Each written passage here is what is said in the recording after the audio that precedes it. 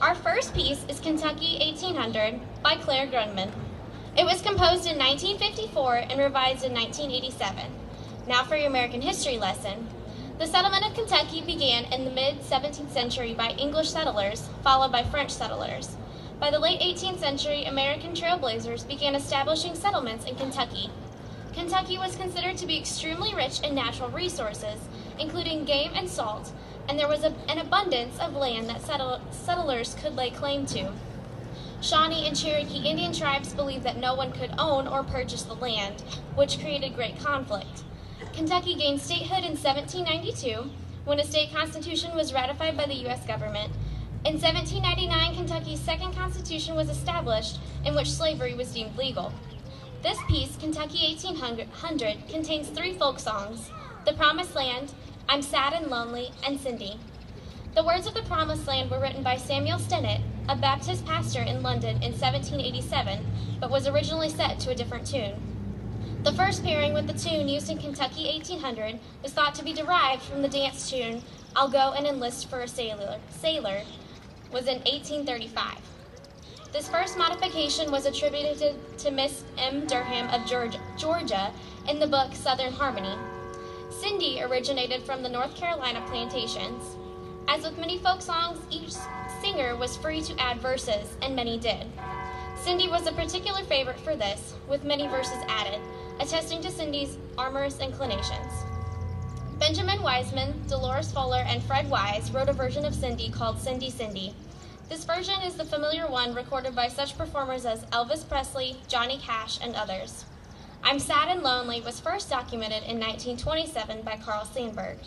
The lyrics go, I'm sad and lonely, my heart it will break. My sweetheart loves another, Lord, I wish I were dead. The singer warns against the lies that young men tell, which are more numerous than cross ties on the railroad or stars in the sky. Please enjoy this conglomeration of folk songs, Kentucky 1800.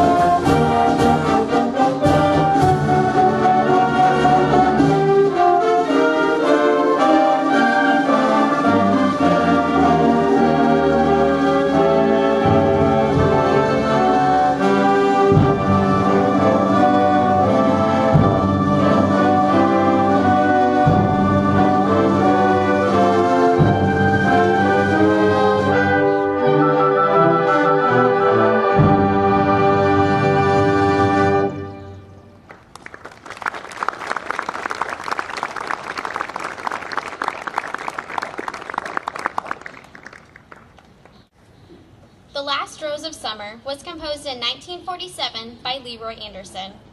Leroy Anderson was one of America's most popular composers of light melodic orchestral music. A talented conductor and arranger, he had a particular knack for creating humorous sound effects with standard orchestral instruments and percussion. Anderson came from a family of Swedish immigrants. His mother played the organ in church and gave him lessons at age 11. He studied piano at the New England Conservatory of Music and also took private lessons on the double bass. He entered Harvard in 1925 to study music, playing both trombone and double bass in the orchestra. He also sang in the Glee Club and joined the marching band as drum major and arranger. Some of his arrangements of collegiate songs are still performed at Harvard. After graduation, he stayed to earn his master's degree, then took a teaching post at Radcliffe College. He also directed the marching band from 1931 to 1935, performed as a freelance organist and bassist, and continued his graduate studies in German and Scandinavian languages. In 1935, Anderson quit his teaching job to become a full-time freelancer. The following year, he was tapped by the Boston Pops Orchestra to arrange and conduct a medley of his Harvard song arrangements.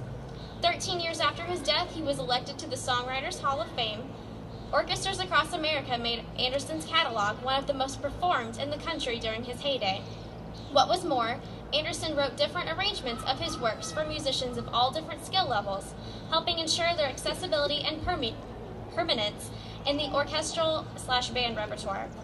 The Last Rose of Summer is one of 6 songs from Anderson's Irish Suite. Please enjoy this arrangement by Douglas Wagner.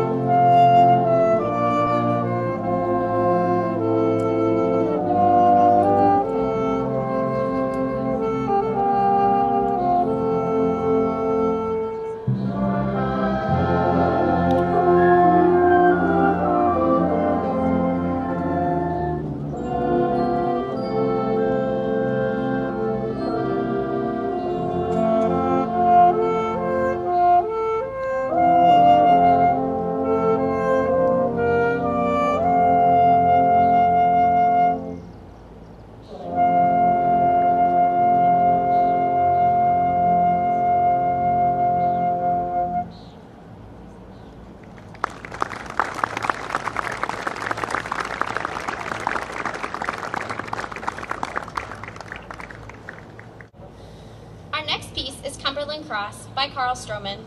Stroman's first original work explores the rich American folk song style in two sections. The first has a broad, moving harmonies under Shenandoah-like melody, and the second is a lively dance reminiscent of an Aaron Copland piece. Composer Carl Stroman's contributions to band, orchestra, jazz band, and vocal music make him one of the most performed composer-arrangers nationally and internationally. His music is heard regularly in concert settings, television, and film. Let's enjoy the beautiful sound of Cumberland Cross.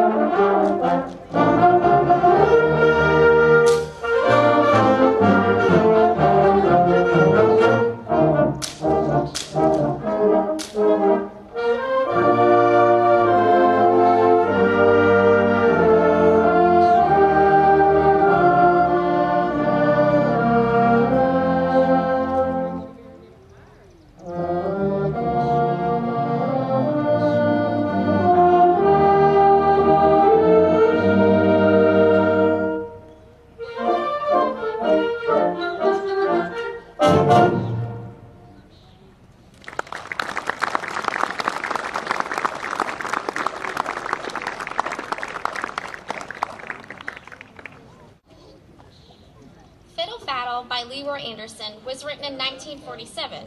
It was based on the nursery rhyme Three Blind Mice.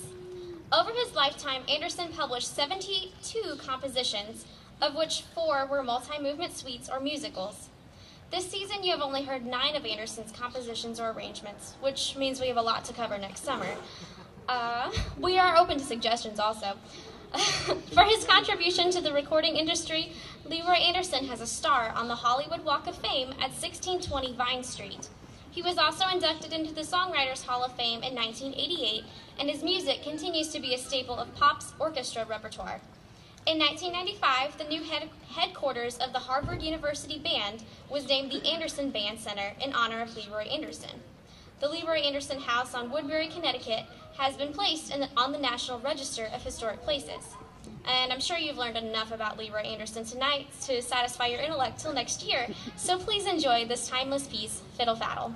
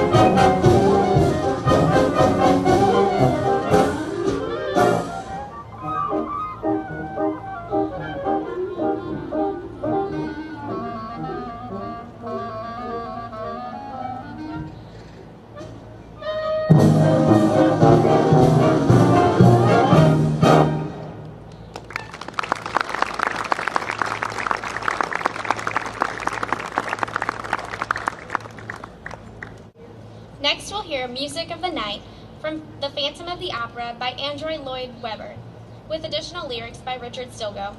The Phantom of the Opera is based on the classical novel by Gaston Leroux. It tells the story of a masked figure who lurks beneath the catacombs of the Paris Opera House, exercising a reign of terror over all who inhabit it. He falls madly in love with an innocent young soprano, Christine, and devotes himself to creating a new star by nurturing her extraordinary talent and by employing all the devious methods at his command. The score includes Think of Me, Angel of Music, Music of the Night, All I Ask of You, Masquerade, and the title song. Some information about the composer. Andrew Lloyd Webber composed scores for The Likes of Us, Joseph and the Amazing Technicolor Dreamcoat, Jesus Christ Superstar, By Jeeves, Evita, Song and Dance, Cats, Starlight Expression, The Phantom of the Opera, Aspects of Love, Sunset Boulevard, Whistle Down the Wind, The Beautiful Game, The Woman in White, and Love Never Dies. He composed the film scores of Gumshoe and The Odessa File, and a setting of the Latin Requiem Mass. His awards include 7 Tonys, 3 Grammys, including Best Contemporary Classical Composition for Requiem, 7 Oliviers, a Golden Globe, an Oscar, 2 International Emmys, a Premium Imperial, the Richard Rogers Award for Excellence in Musical Theater, a BASCA Fellowship, and the Kennedy Center Honor. He currently owns 6 London theaters, including the Theatre Royal, Drury Lane, and the London Palladium. Tonight we'll hear The Music of the Night, as arranged by Calvin Custer, featuring trumpet soloist Bill Bradley.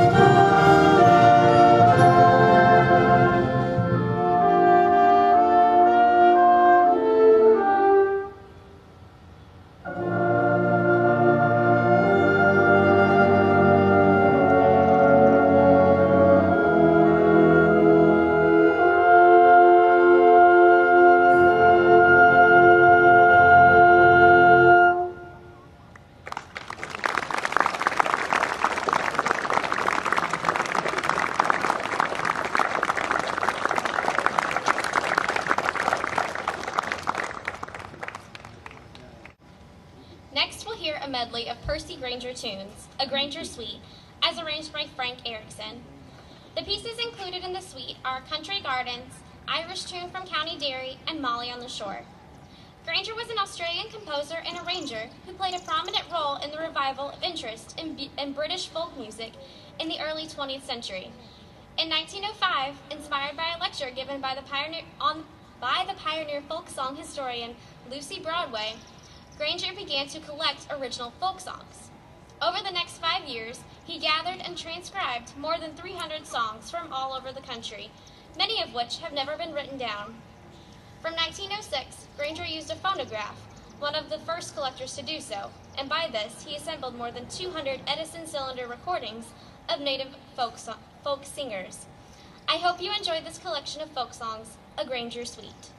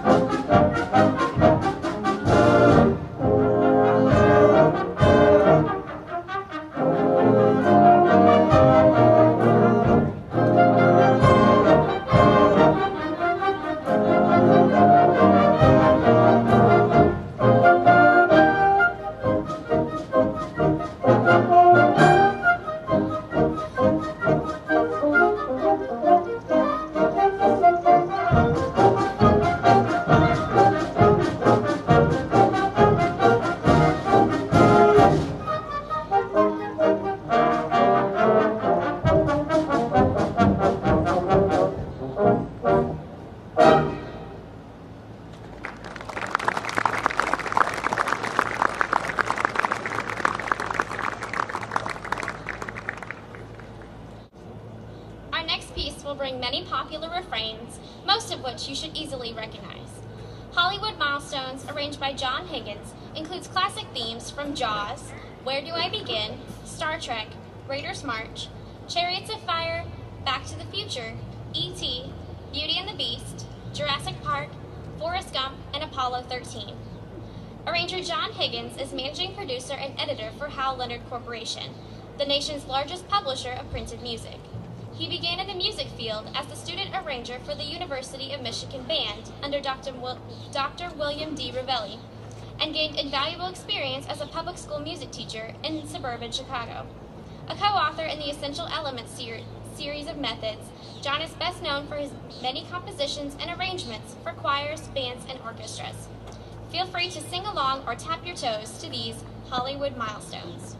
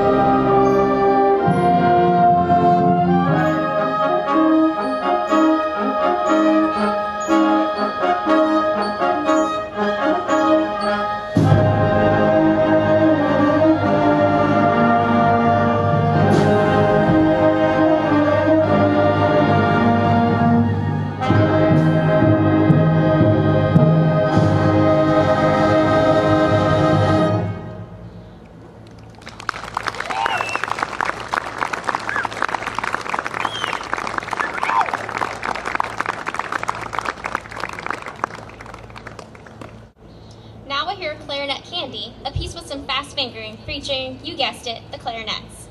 This piece was composed by Leroy Anderson in 1962. The clarinet is a musical instrument of woodwind type. The name derives from adding a suffix, et, meaning little, to the Italian word clarino, meaning a type of trumpet, as the first clarinets had a forceful tone similar to that of a trumpet. The instrument has an approximately cylindrical bore and uses a single reed. In jazz context, it's sometimes been informally referred to as the licorice stick, which is fitting, I think, considering the reference to candy in the title of this piece. I hope you enjoy this special treat of music, Clarinet Candy.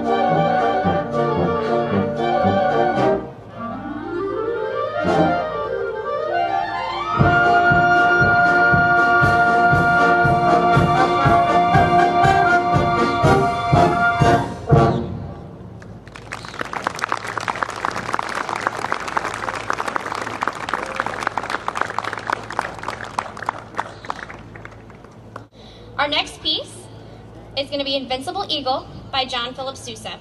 Sousa wrote this march for his band's performance at the Pan American Exposition in Buffalo, New York in 1901. He tried to localize it because he thought his new march might eventually, I'm not in the right place, sorry.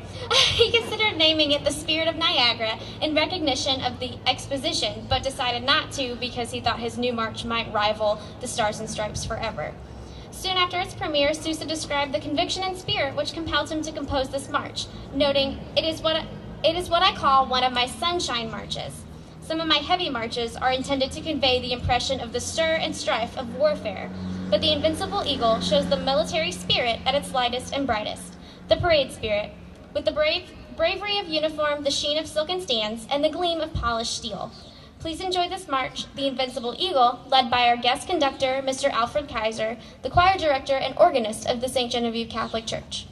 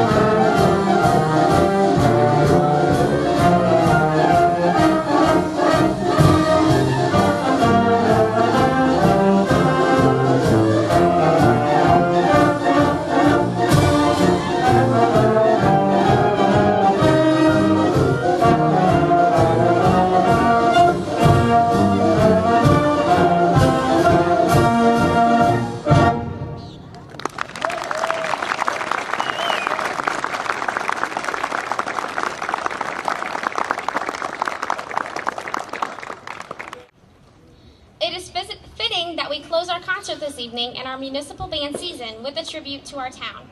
It is always a pleasure being here with all of you each and every Thursday summer evening. We appreciate your braving the heat, humidity, mosquitoes, and the occasional rain each week to come out and support the municipal band. I hope you've enjoyed listening to our concerts as much as we have enjoyed putting them on for you. This last song, Dear Old St. Genevieve, is a salute to all of you patrons of the municipal band. Thank you for your support and encouragement.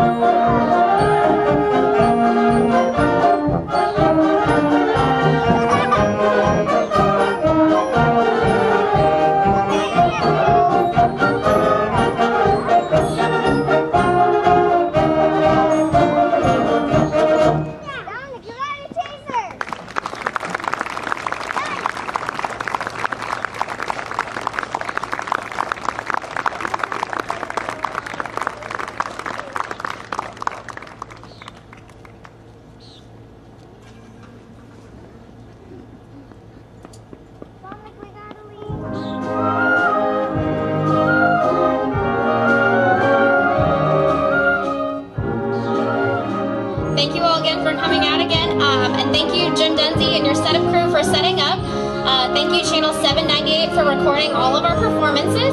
And quick reminder, next week's concert is going to be put on by Pat Schwint and Motown 6 from 7:30 to 9 on the Valley